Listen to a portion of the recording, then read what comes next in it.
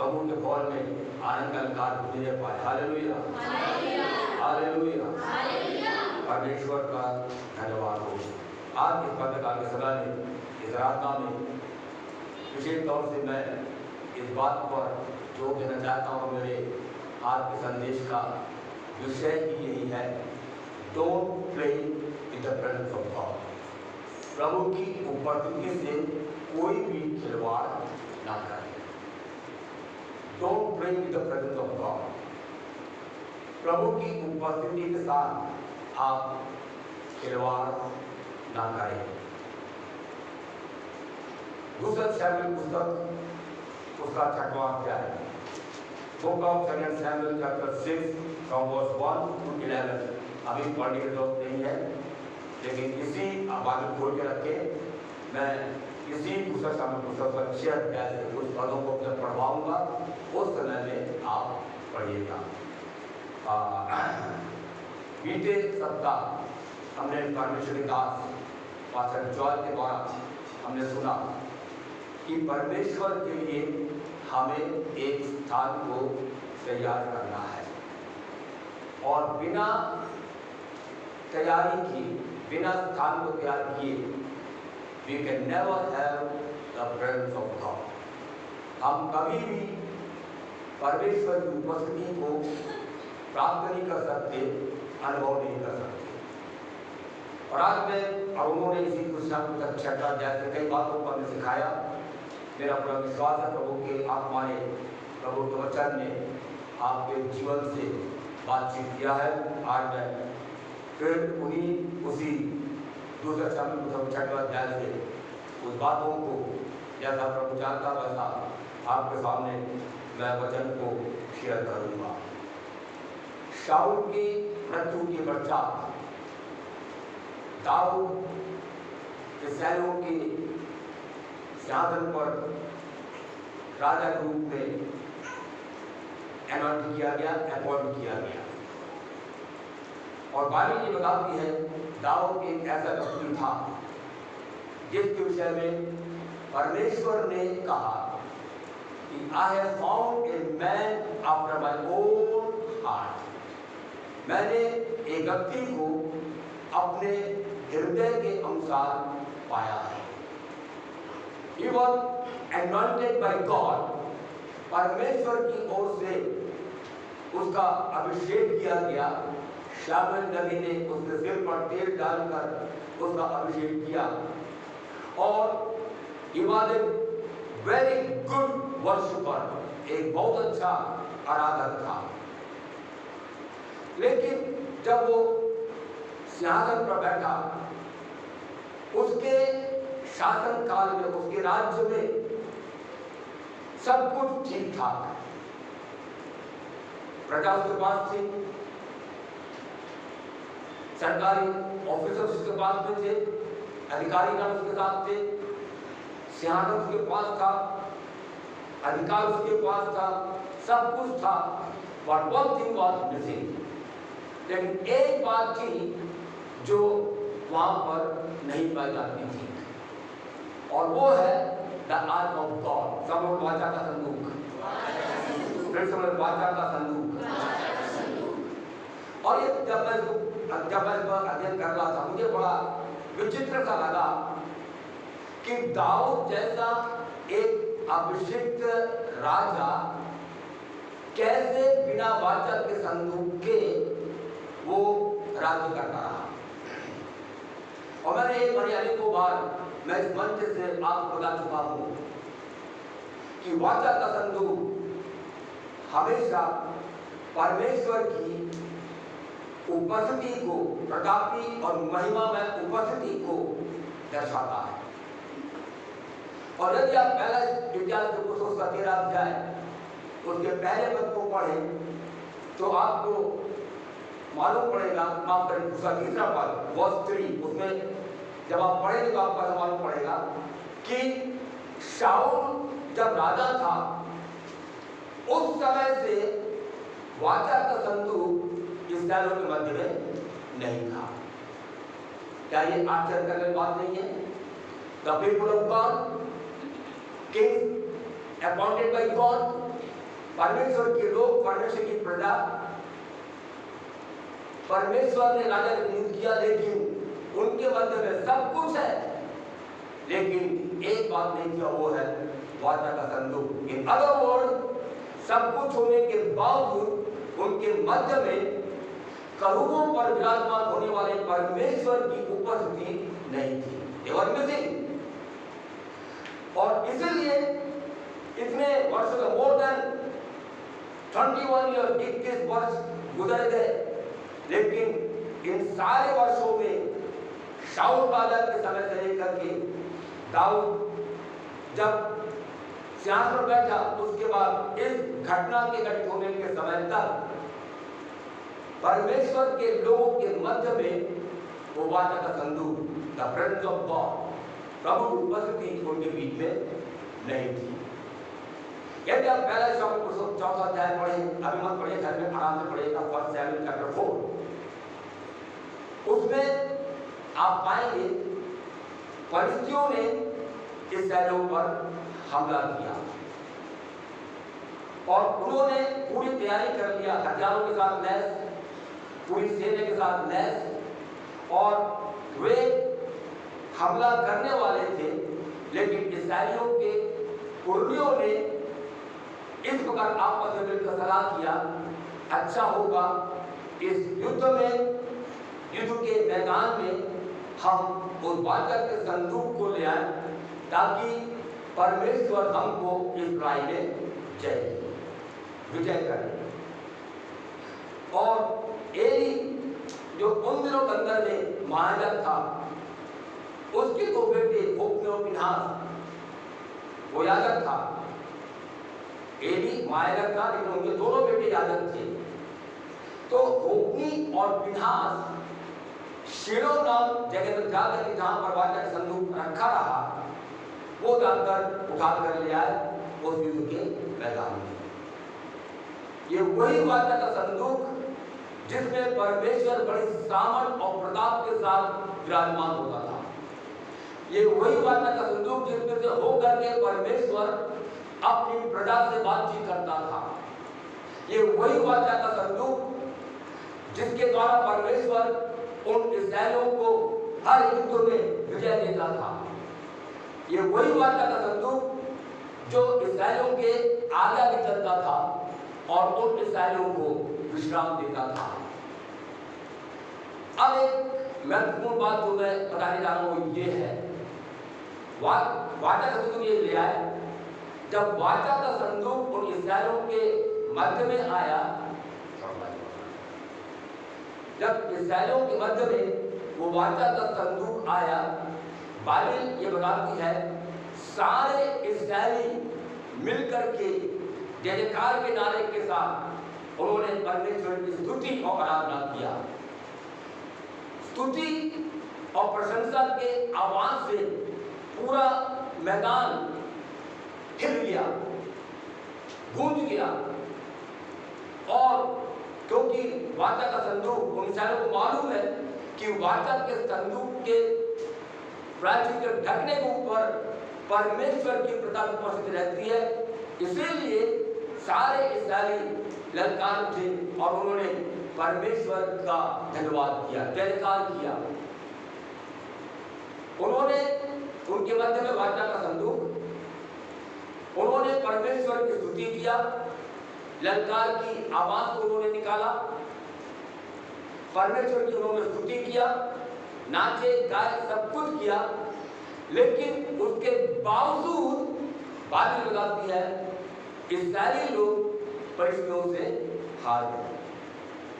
थोड़ा विचार करिए, वाचा का संदूक उनके मध्य में है, जिस वाचा के संदूक में परमेश्वर उपस्थित रहता है और जिस वाचा के संदूक के द्वारा परमेश्वर को विजय देता था।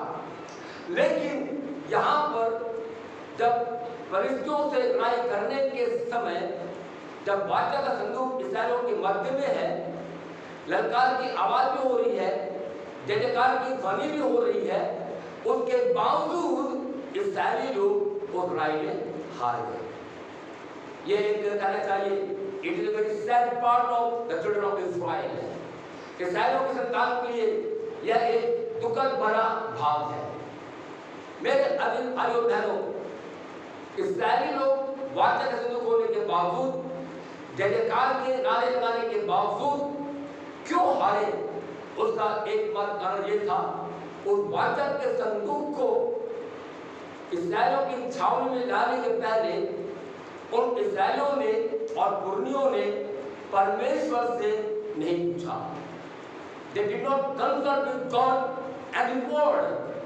परमेश्वर के वचन से उन्होंने कोई सहमति नहीं किया, परमेश्वर से उन्होंने कुछ पूछा नहीं, सिंपली विकसित गए और वाचा उन्होंने सोचा, होप की बिना सोचा हम तो यहाँ जाके and we can carry the ark, और हम उस वाचा से उठा कर लेकर आएंगे, और वो ले आए और ला करके वे लोग नाचने गाने लगे। मेरे अजीज भाई और बहन, हमारे जीवन के अंदर यदि आप बिलीवर हैं, यदि आप विश्वासी हैं, तो आज मैं चर्च को बात करना चाहता हूं। Give importance to the presence of God. प्रभु की उपस्थिति का आप आदर करें, प्रभु की उपस्थिति का आप सम्मान करें, और प्रभु की उपस्थिति का आपको पूरा पूरा आदर करना है, और प्रभु की उपस्थिति के अधीन में आपको रहना है।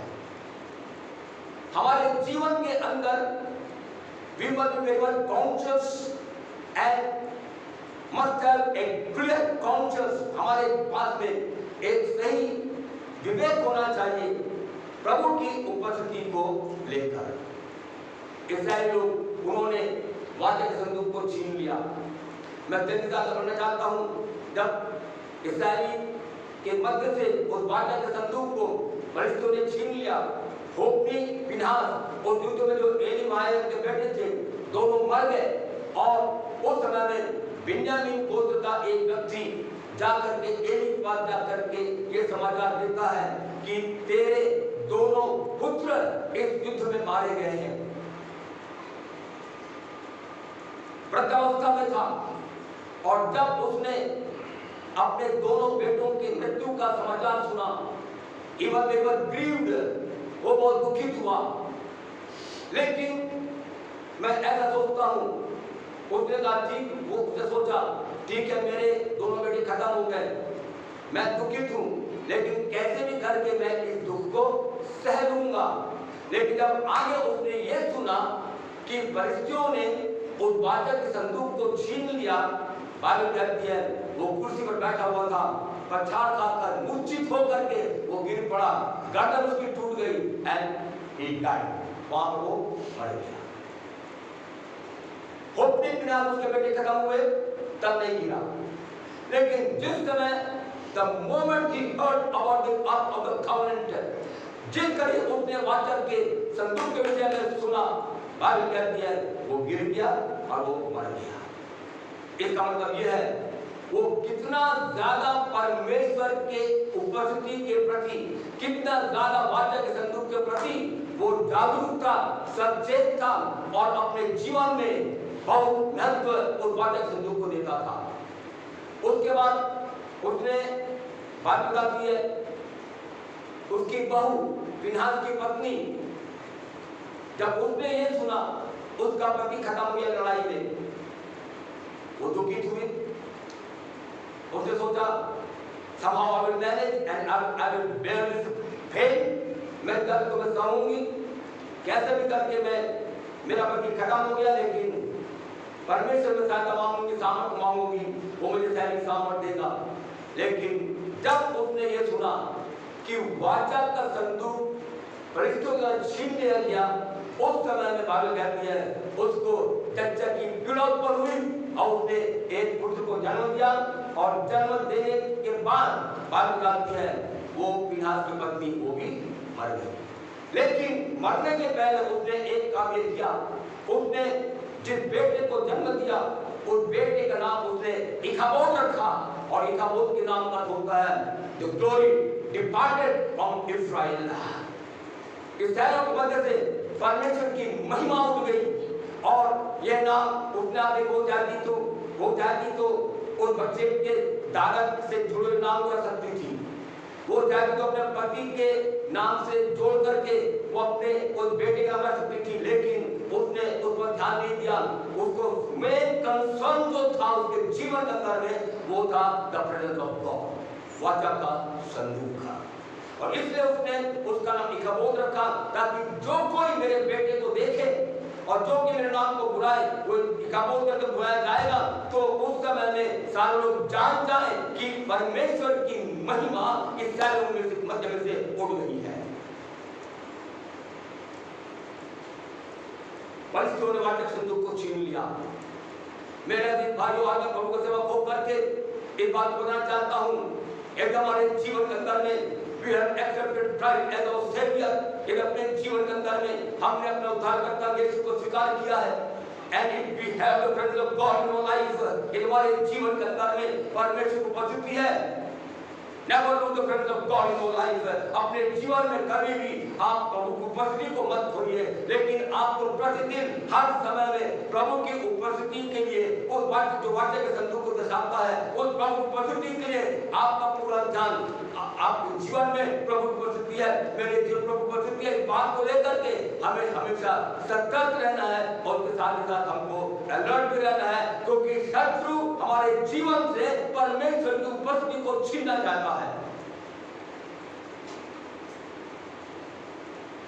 और उन परिस्थितियों ने उस वाचा के संदूक को लेकर वो अपने देश में चले गए। अशदोद नाम नगर में उस परमेश्वर के वाचा के संदूक को रखा।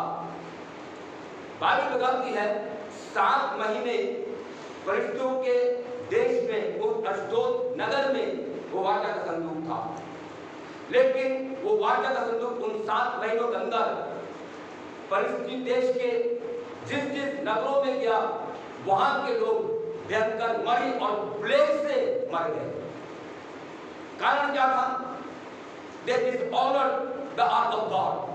परमेश्वर के उस वाचा के संदूक का उन्होंने अपमान किया, अनादर किया, जैसा चाहा उन्होंने उसके साथ में हैंडल किया। मेरे भाइयों और बहनों, याद रखिए हमारे जीवन के अंदर एक अवसर में बताना चाहता हूँ, मुझको और आपको परमेश्वर की उपस्थिति का आदर करना है।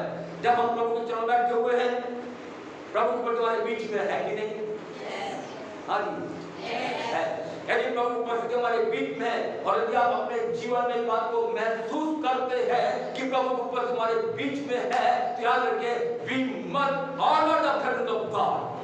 हमारे जीवन के अंदर हमें परमेश्वर की उपस्थिति का आदर करना है, सम्मान करना है, उसको उसके उपस्थिति को हमको महत्व देना है, उसके उपस्थिति के अधीनता में मुझको और आपको रहना है। हालेलुया। जब इस्राएलियों में और जब हम प्रभु की उपस्थिति का आदर नहीं करेंगे, जब हम प्रभु की उपस्थिति का सम्मान नहीं करेंगे, उसकी कोई अहमियत हम नहीं देंगे, याद रखिए हमारे जीवन के अंदर परमेश्वर का न्याय का उतरना स्वाभाविक है। इसलिए फिर मैं कहना चाहता हूं, never break the presence of God. प्रभु की उपस्थिति के साथ कभी भी हम खिलवाड़ ना करें। जब परिस्थिति ने देखा इस वाचा के संदूक के कारण हमारे ये वाचा जहां जाता था वहां पर मरी आती है, प्लेग फैलता है। हिंदी में लिखा हुआ लोगों के शरीर में फफोले पड़ने लगे, लेकिन इंग्लिश में लिखा हुआ प्लेग मरी। तब उन परिस्थिति ने ये सोचा ये जहां वाचा का संदूक जाता वहां पर मरी आती है, लोग मर रहे हैं। ऐसे समय उन्होंने कहा अच्छा होगा हम इस वाचा के संदूक को, क्योंकि वहां पर पास में एक टीले पर अभिनदाब का घर था। अभिनदाब वो लेवी के घराने से था और उस समय में उन परिस्थितियों ने आपस में एक आकर के सम्मति करके उन्होंने उस वाचा के संदूक को अभिनदाब के घर में पहुंचा दिया। अभिनदाब के घर में जब वाचा का संदूक पहुंचा, दाऊद को यह समाचार मिला कि वाचा का संदूक अभिनदाब के घर में है। तब दाऊद के मन में एक अच्छा विचार आया, he had a very good desire। उसके मन में इच्छा हुई कि आओ हम उस वाचा के संदूक को अभिनदाब के घर से वापस यरूशलेम में लेकर के आए और उस यरूशलेम में जिस स्थान में वाचा का संदूक रखा रहता है उस स्थान में हम वाचा का संदूक को लेकर के आएंगे। He had a very good desire। एक अच्छी लालसा, एक अच्छा विचार, एक अच्छी इच्छा उसका दिल में थी, लेकिन उसका तरीका गलत हो गया। नंबर 1 तरीका कैसे गलत हुआ? यदि आप पहले पुस्तक का 13 अध्याय उसके पहले पद को पढ़ें तब वहां पर आपको ये मिलेगा, दाऊद ने अपने कर्मचारियों से, उस आर्मी ऑफिसर्स से, अधिपतियों से, शतपतियों से उसने सलाह लिया। He consulted with his army officers, अपने फौज के अधिकारियों से और कर्मचारियों से उसने सलाह मशवरा दिया। क्या के लिए? वाचा के संदूक को किस प्रकार लेकर के यरूशलेम में आए।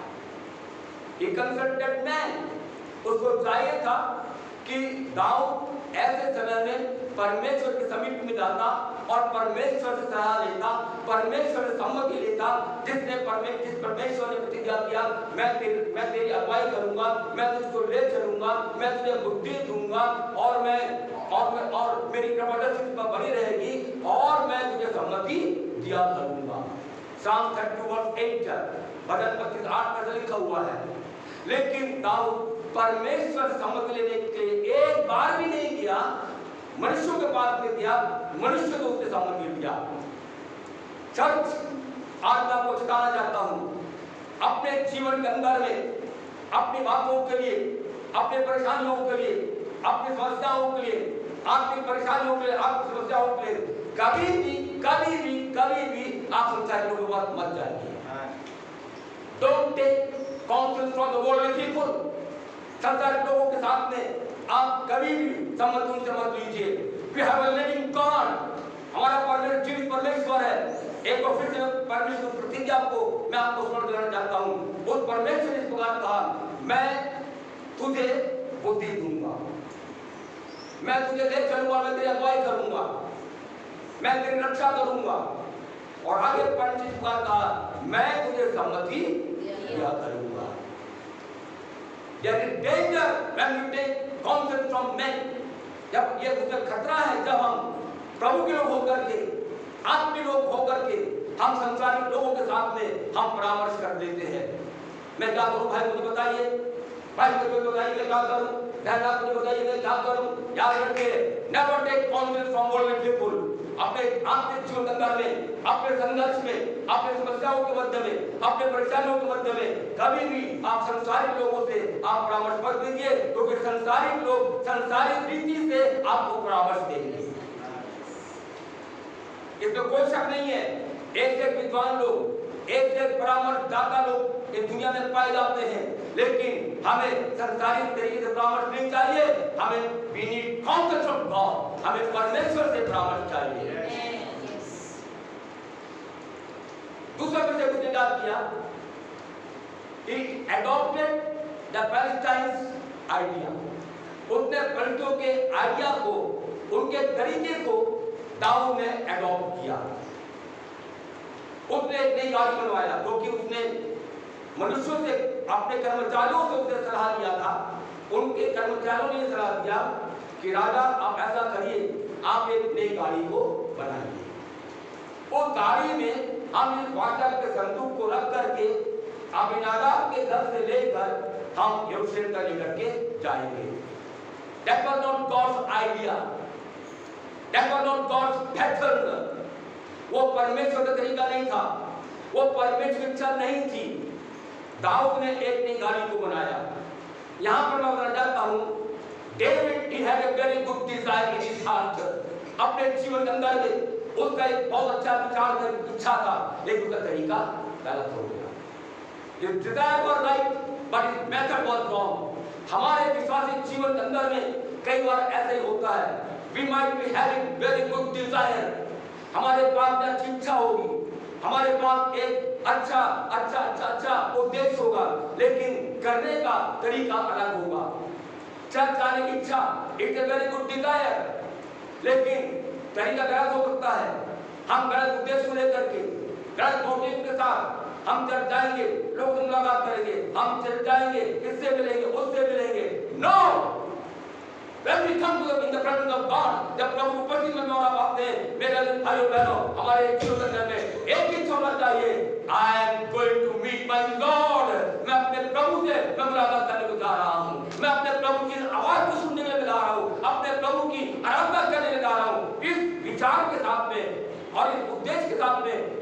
खाएंगे तो याद रखिए हमारा विचार भी सही होगा, हमारा तरीका भी सही होगा।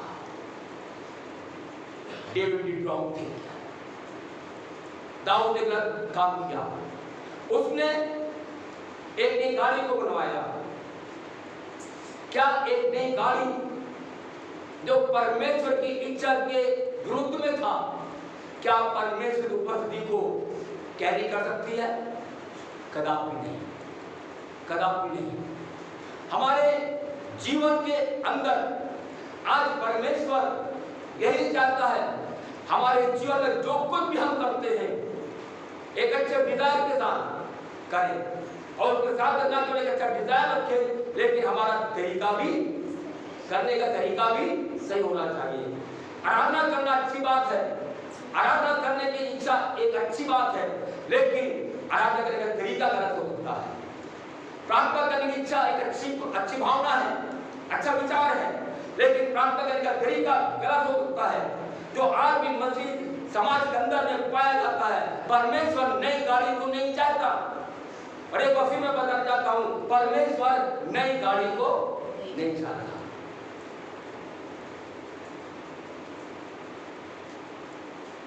आज वर्तमान समय में कलीसियाओं के अंदर में कितने नए नए कल्ट्स, नई नई शिक्षाएं, नई नई नीतियां, कुरीतियां कलीसियाओं के अंदर में people are playing with the presence of God. प्रभु की उपस्थिति के साथ में लोग खिलवाड़ कर रहे हैं। एक झूठी तस्वीर ले लेते हैं, वो मैं जप किया, मैंने आराधना किया, मैंने बाइबल पढ़ा, मैंने संदेश को सुना, मैंने दान दिया, मैंने आशीर्वाद को मैं सहभागी हुआ, वापस चले गए। But inwardly no change, लेकिन भीतर में कोई परिवर्तन नहीं। परमेश्वर की उपस्थिति हमारे जीवन के अंदर में परिवर्तन को लेकर आती है। एक बार फिर बताना चाहता हूं, परमेश्वर की उपस्थिति हमारे जीवन में परिवर्तन लेकर के आती है। And we need change, हमें परिवर्तन चाहिए। बोलिए मुझे परिवर्तन चाहिए, मुझे परिवर्तन चाहिए। मैं जैसा हूं मैं वैसा नहीं रहना चाहता, लेकिन मैं अपने जीवन में परिवर्तन चाहता हूं। आप कितने परिवर्तन चाहते हैं? Oh hallelujah. परिवर्तन चाहने एक ही तरीका है, जैसा परमेश्वर ने कहा है, जो कुछ परमेश्वर का वचन हमसे कहता है, डू इट अकॉर्डिंगली, वैसे ही करें। Apart from the word of God, परमेश्वर के वचन से हटकर हम चाहे कुछ भी करें, याद रखिए अपने जीवन के अंदर में हम कभी भी आशीषित नहीं होंगे।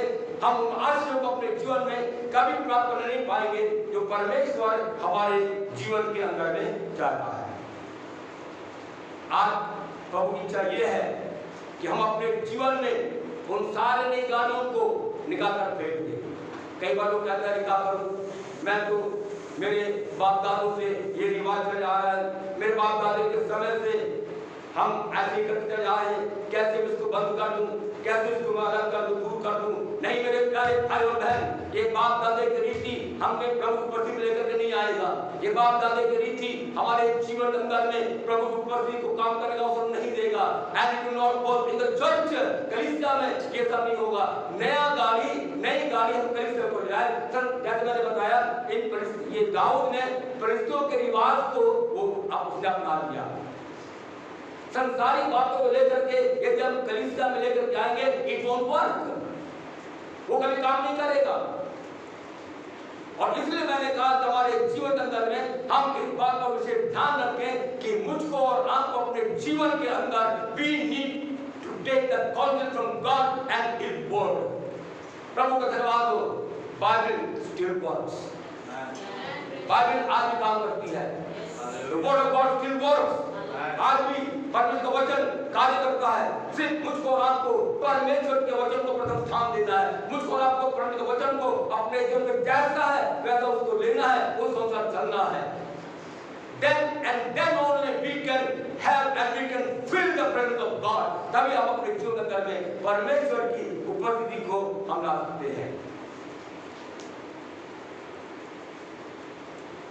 अब आप देखिए, न तो इन्होंने नया गाड़ी बनाया और नए गाड़ी के ऊपर में इन्होंने उस बात के संदूक को रख लिया, लेकिन उसके आगे और भी कुछ उन्होंने गलत काम किया। पढ़िए जबान से 5वां पद 2 Samuel chapter 6 and verse 5। Dawood और इस्राएल का समस्त घराना, दाऊद और इस्राएलियों का समस्त घराना यहोवा के आगे सनोवर की लकड़ी के बने हुए सब प्रकार के बाजे और वीणा और सारंगिया, डफ, डमरू, झांझ बजाते रहे। अब देखिए उन्होंने क्या किया, हर प्रकार के साजों को उन्होंने ले लिया। वाद्य का संदूक उनके मध्य में है, लेकिन वो एक नई गाड़ी पर था। सारे लोग मिलकर के वाद्य बजा रहे हैं, नाच रहे हैं, गा रहे हैं। याद रखिए, जब दाऊद ने उस वाद्य के संदूक को नई गाड़ी पर रखा, गॉड वाज नॉट प्लीज्ड, परमेश्वर प्रसन्न नहीं हुआ। जब इस्राएली लोग उस वाद्य के संदूक के आगे भी चलते चलते हुए वे लोग गाना गा रहे थे, बजा रहे थे, नाच रहे थे, चिल्ला रहे थे, जयकार के नारे लगा रहे थे, गॉड वाज नॉट प्लीज्ड। और आज हमारे विश्वासी जीवन के अंदर हमें इस बात को सीखना है कि हम जो कुछ भी करते, whatever we do, चाहे आराधना करें, चाहे प्रार्थना करें, चाहे प्रभु की उपस्थिति में आए, याद रखिए सारी बातों के द्वारा परमेश्वर को प्रसन्न होना चाहिए। God must be pleased with our attitude, with our action, हमारे व्यवहार से, हमारे क्रियाकलापों से परमेश्वर खुश होना चाहिए। मनुष्य को खुश नहीं करना है, लेकिन परमेश्वर को जो हमारे जीवन का दाता है, परमेश्वर को जो आशीषों का स्रोत है, उस परमेश्वर को हमें हमारे जीवन अंदर में हमें प्रसन्न करना है। दाऊद ने बात की परवाह नहीं किया कि मैं इस वाचा के संदूक को गाड़ी पर लेकर जा रहा हूँ, परमेश्वर मुझसे प्रसन्न होगा कि नहीं, उसने बाबत ध्यान नहीं दिया। सारे लोग गा रहे हैं, बजा रहे हैं, सब कुछ कर रहे हैं, उसने ध्यान नहीं दिया कि परमेश्वर इससे प्रसन्न हो रहा कि नहीं हो रहा है। हमारे जीवन अंदर चर्च, हमारे जीवन अंदर सिर्फ आराधना कर लेना काफी नहीं है, चर्च में आ जाना काफी नहीं है, वचन को सुन लेना काफी नहीं है, दान दे देना काफी नहीं है, लेकिन हमारे जीवन अंदर हमेशा इस बात का ध्यान देना है कि परमेश्वर मेरी आराधना को, मेरी प्रार्थना को स्वीकार करेगा, क्योंकि जो कुछ मैं कर रहा हूं परमेश्वर उससे प्रसन्न है। आगे हम सुबह पढ़ते हैं, जब वो वाचा का संदूक आगे चल रहा था, गाड़ी को रख करके जब वो ले जा रहा था, वो एक खलिहान के पास में पहुंचे। कहां पर पहुंचे? सब लोग बोले, सब लोग बोले खलिहान। खलिहान आप देखिए, खलिहान से होकर के वे लोग गुजरे। थ्रेशिंग फ्लोर, खलिहान। खलिहान वो स्थान है जहां पर गेहूं को भूसी से अलग किया जाता है। ध्यान सुनिएगा, खलिहान वो स्थान है जहां पर गेहूं को भूसी से अलग किया जाता है। पर हर एक के जीवन, हर एक विश्वासी के जीवन के अंदर परमेश्वर एक ऐसा समय लेकर आता है जब हमारे जीवन के अंदर हमें उस खलिहान से गुजरना पड़ता है, क्योंकि खलिहान वो स्थान है जहां पर जिस प्रकार गेहूं को भूसी से अलग किया जाता है, एक विश्वासी के जीवन में भी परमेश्वर अलग अलग करता है, कौन प्रभु का है, कौन प्रभु का नहीं है। हमारे जीवन में याद रखिए, अभी हमने गवाही में सुना, जैसे इस बात में प्रॉब्लम था, वहां से साइड में आने का 2 हफ्ता बहुत समय किया था उन्होंने, 72 से समय दिया था, कोई खबर इनके पास आई नहीं। That was a tragic flow for you, आपके जीवन के लिए वो एक खलिहान था। अभी हमने गवाही में सुना, कई भाई बहन बीमार थे, वो बीमारी हमारे जीवन के लिए एक खलिहान का समय है। परेशानियां, मुश्किलें हमारे जीवन में एक खलिहान के समान है, जहां पर परमेश्वर की बात को देखकर चाहता है, how much faithful we are towards him। अपने जीवन अंदर में हम कितने विश्वास योग्य प्रभु के पास में हैं। कुकड़ाते तो नहीं है, बुलबुलाते तो नहीं है, छोड़ तो नहीं देते प्रभु को, पीछे तो नहीं हटाते। कितने लोग परेशानियों में कुकड़ाते हैं, जब प्राप्त उत्तर मिलने में विलंब होता है हम कुकड़ने लग जाते हैं। लेकिन याद रखिए, जब प्रार्थना का उत्तर मिलने में विलंब होता है, वो भी एक थ्रेशिंग फ्लोर के समान है, जहां पर परमेश्वर हमारे जीवन को जानता और परखता है। यदि गेहूं से पूछे तो गेहूं इस प्रकार दवाई देगी, खेत से फूले बना करके मुझे खलिहान में रखा गया, बैलों के पैरों के नीचे से मैं रौंदी गई, और उसके बाद मैं जो भूसी के मध्य में छिपी हुई थी, पैरों से कुचले जाने, बैलों के पैरों कुचले जाने के कारण वो भूसी मेरे ऊपर से अलग हो गई, और मैं एक अच्छा दाना बन करके मैं निकल आया। खलिहान वो स्थान है जहां पर हमारा आत्मिक जीवन उभरता है। खलिहान वो स्थान जहां पर हमारे आत्मिक जीवन में परमेश्वर निखार को लेकर जाना चाहता है, जहां पर अपने आत्मा में हम बलवंत होते हैं, जहां पर हमारा एक आत्मिक स्तर ऊंचा उठता है। उस खलिहान में गुजरने के समय में ठोकर भी लगा जाएगी,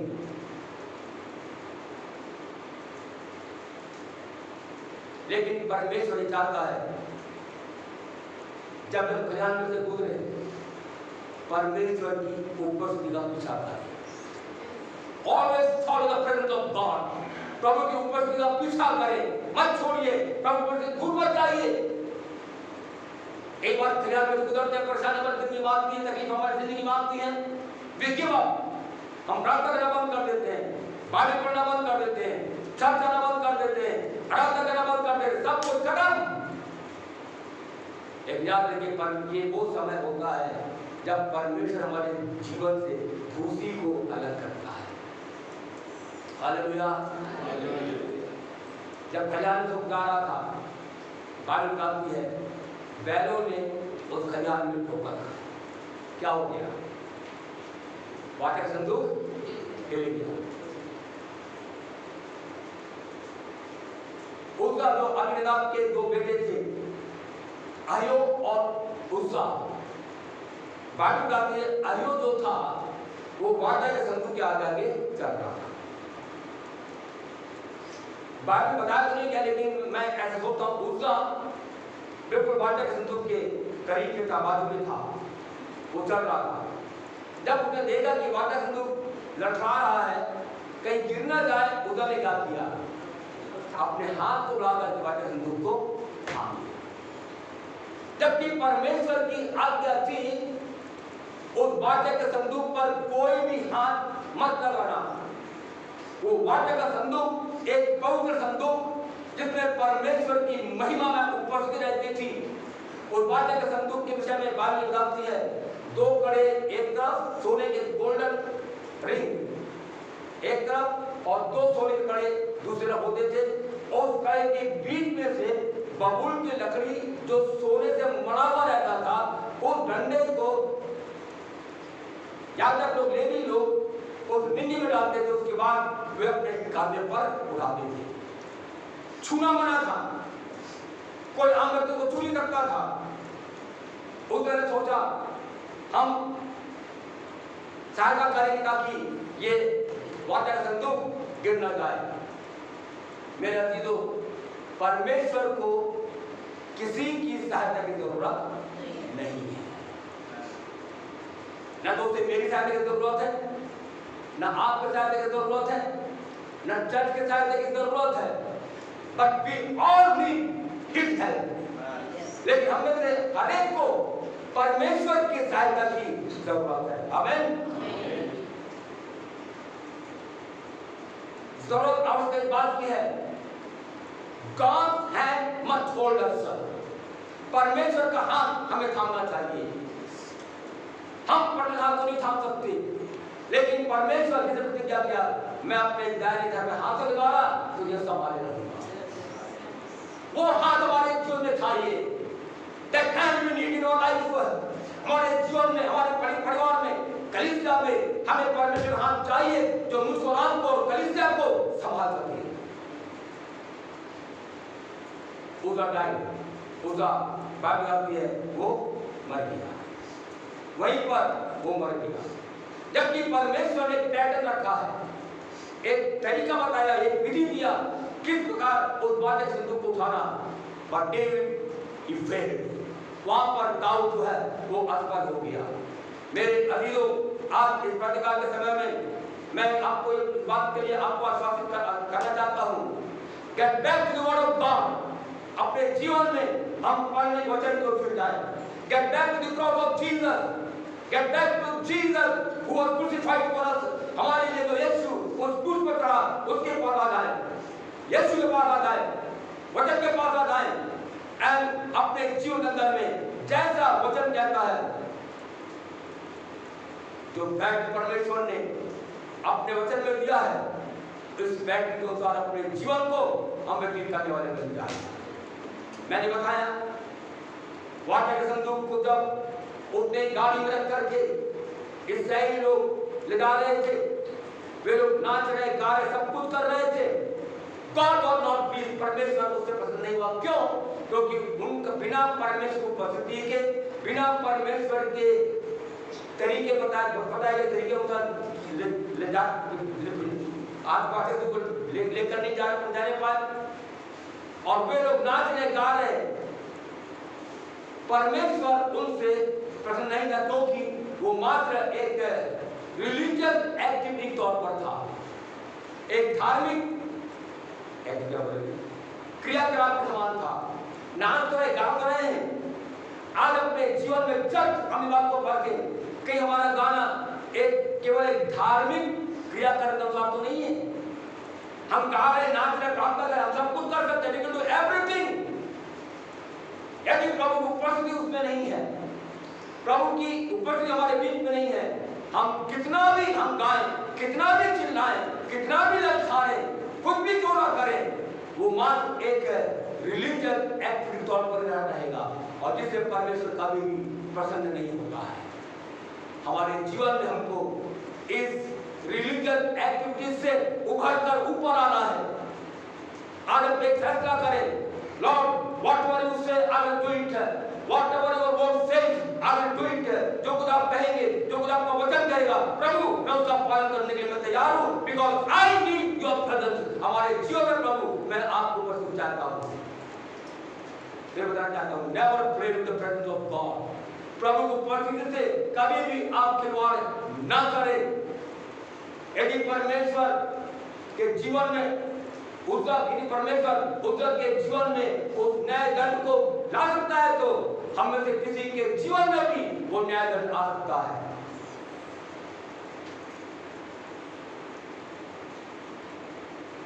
हम कोई भी हो सकते हैं।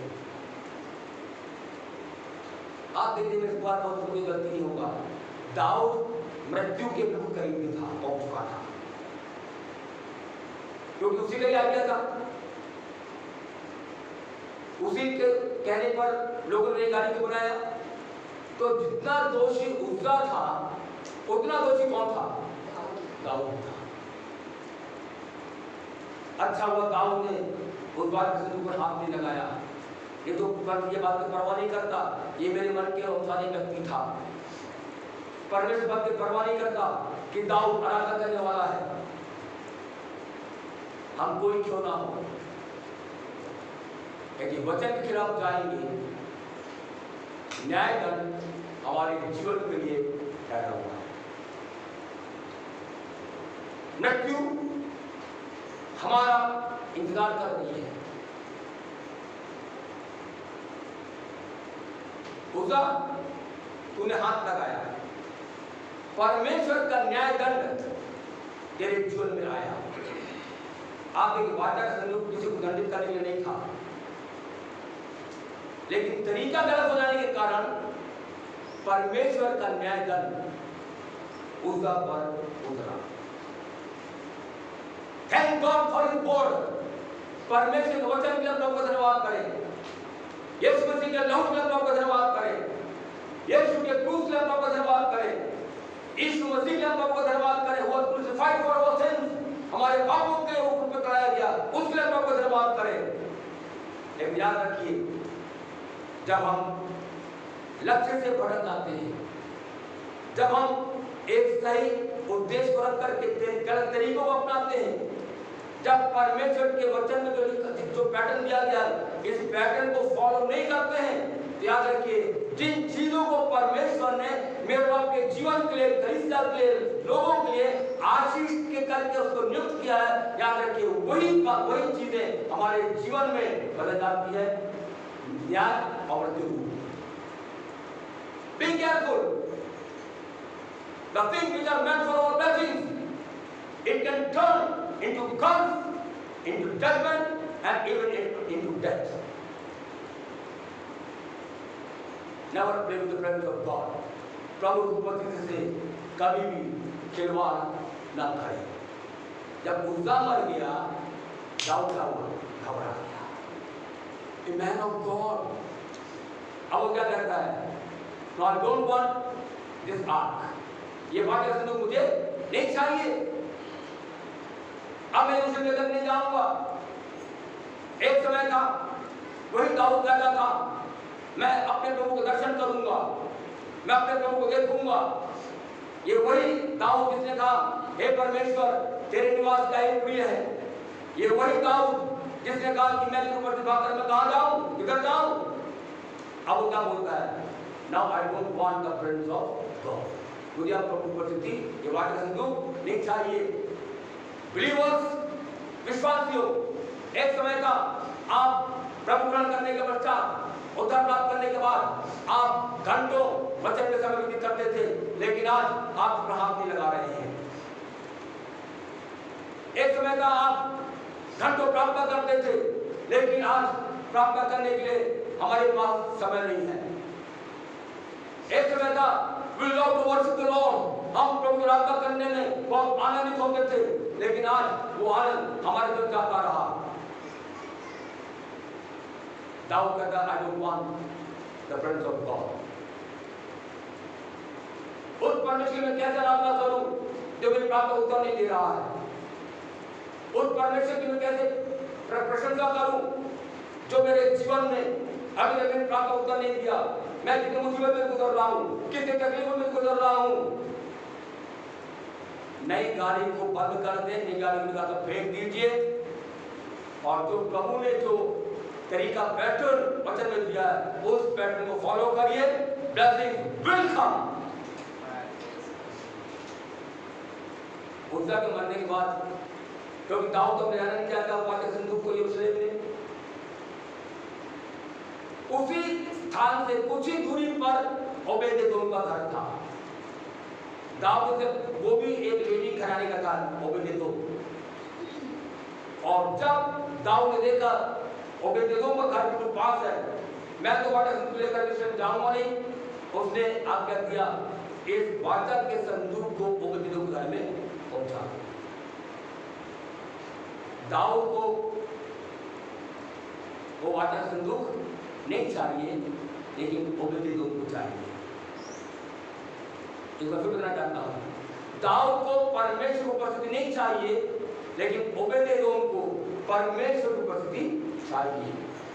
मैं ऐसा कल्पना करता हूं, और ये कुछ हद तक सही भी हो सकता है। जब इस्राएल लोग नाचते गाते ललकार के सामने जा रहे थे, ओबेदेदोम ने अपने दल से देखा, ये इतना ललकारने की आवाज कहां से आ रही है, कैसे आ रही है, कौन है? जब उसने देखा कि इस्राएली लोग उस वाचा के संदूक को नई गाड़ी में रखकर ले जा रहे हैं, उसका दिल दुखित हुआ, क्योंकि वो मैंने बताया वो लेवी घराने का था, और लेवी घराने को जितना मालूम है वाचा के संदूक को, how to handle and how to carry the ark of God.